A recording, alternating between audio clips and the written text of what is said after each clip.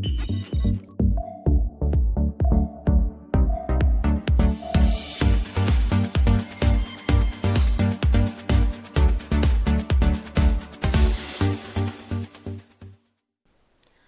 लड़की, हर विमेन इस प्रॉब्लम से निकल चुकी होती है या निकल रही है कि अगर कोई यूट्यूबर्स है, चाहे कोई लड़की या फिर वो कोई वीडियो क्रिएटर है, तो कुछ ऐसे लोग ज़रूर आते हैं उनकी वीडियो पर जो बहुत ही भद्दे और बहुत ही गंदे कमेंट्स करते हैं।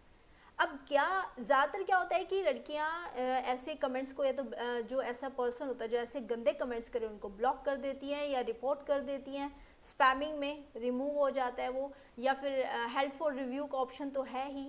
लेकिन इन सब से अलग भी क्या इसके अगेंस्ट कोई लीगल एक्शन लिया जा सकता है? कोई लीगल रेमेडी है ऐसी सिचुएशन में जहाँ पर इतने भद्दे कमेंट्स किए जाते हों? इसकी लीगल रेमेडी है। बात है 2005 के केस की, जिसमें एक विमेन ऑफिसर थी, पुलिस ऑफिसर, जिनको कोई अनजान इंसान बहुत ही गंदे तरीके से लेटर्स लिखकर भेजता था। उसमें बहुत ही गलत भाषा का इस्तेमाल किया गया था। तो ऐसे में जब उसके खिलाफ एक्शन लिया गया तो केस पहुंचा केरला हाई कोर्ट तक। तो केरला हाई कोर्ट में जब जजमेंट आई तो ये जजमेंट में कहा गया कि जो लैंग्वेज, जो लेटर में लैंग्वेज लिखी गई है, उसकी झलक से ही पता चल जाता है कि जो उस इंसान की इंटेंशन कितनी गलत है, जिस भाषा में उसने ये लेटर्स लिखे हैं। तो उनके खिलाफ जो एक्शन हुआ, वो केस क्या है आप पढ़ सकते हैं, मैं उसका डिस्क्रिप्शन में लिंक भी दे दूंगी। वो केस है MM Harris versus state of Kerala. अब उसमें जिस सेक्शन की मैं बात करूंगी, जिसके अंडर ये कंप्लेन ली गई, उसके बारे में बात करेंगे। इसी तरह ये जो केस हुआ, एक और हाल ही में रिसेंटली एक और केस हुआ है। वो हुआ है कि एक व्लॉगर हैं, उन्होंने जब अपनी वीडियो पोस्ट की तो उनकी वीडियो में उनकी वाइफ को लेकर बहुत ही गंदे कमेंट्स किया गया। तो ऐसे में जब इतना गंदे गलत भाषा में कमेंट किए गए तो उन्होंने पुलिस कंप्लेन करने के लिए वो पुलिस स्टेशन गए। अब सवाल ये उठता है कि किसी की वीडियो पर गंदे कमेंट्स अगर कोई करे तो किस सेक्शन के अंडर ये कंप्लेंट लिखी जाए? क्योंकि इंफॉर्मेशन टेक्नोलॉजी के अंडर अब तक तो कोई ऐसा प्रोविज़न नहीं है।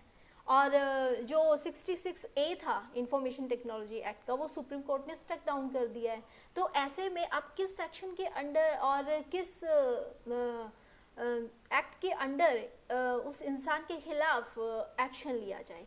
तो ऐसे में फिर 509 उसी केस का हवाला देते हुए जो 2005 का मैंने आपको सुनाया, उस टाइम भी 509 IPC की धारा, उसके अंडर वो कंप्लेन फाइल हुई थी और उसी को आधार मानते हुए ये अब 509 के अंडर वो कंप्लेन हुई।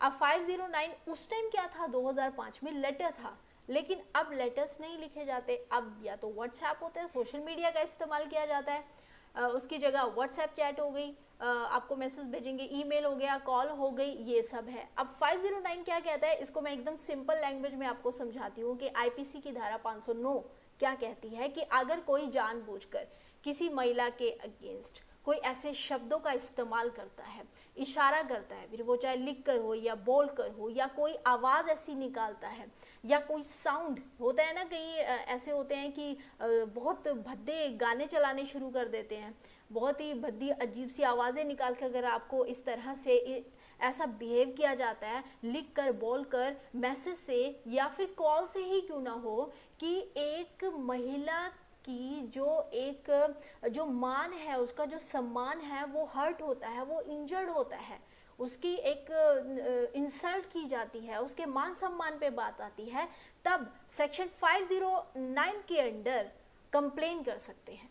तो अगर कोई आपकी वीडियो पर भद्दे कमेंट करे जिससे आपके मान सम्मान को ठेस पहुंचती है, आपकी एक मोडेस्टी इंसल्ट होती है एक विमेन की, तो आप 509 के अंडर पुलिस कंप्लेन कर सकती हैं। और अंडर सेक्शन 509 ऑफ IPC जो सज़ा दी गई है वो 3 साल है और साथ में जुर्माना भी है। तो आप बिल्कुल भी ऐसे लोगों को बर्दाश्त मत कीजिए जो बहुत ही ऐसे भद्दे कमेंट्स आपके वीडियो पर अगर कोई करता है या आपने अगर कोई फैमिली वीडियो अपलोड की है और उस पर कोई आपकी फैमिली की चाहे किसी महिला के अगेंस्ट ही कोई भद्दे कमेंट करता है, तब भी आप 509 के अंडर कंप्लेंट कर सकते हैं। 509 आईपीसी के अंडर कंप्लेन करने के लिए आप एक बात का खास ख्याल रखिए कि वो एक पर्टिकुलर विमेन के अगेंस्ट ही वो कमेंट किया गया हो, और या फिर कोई एक जो होता है ग्रुप ऑफ विमेन, तो उनके अगेंस्ट ये बोला गया हो जिसमें साफ तरीके से पता चले कि हाँ ये इस कमेंट में इस महिला के जो मान सम्मान को एक हर्ट किया गया है, उसको इंजर्ड किया गया है, उसकी मोडेस्टी को इंसल्ट किया गया है। तो 509 की कंप्लेन करते हुए इस चीज़ का होना बहुत ज़रूरी है।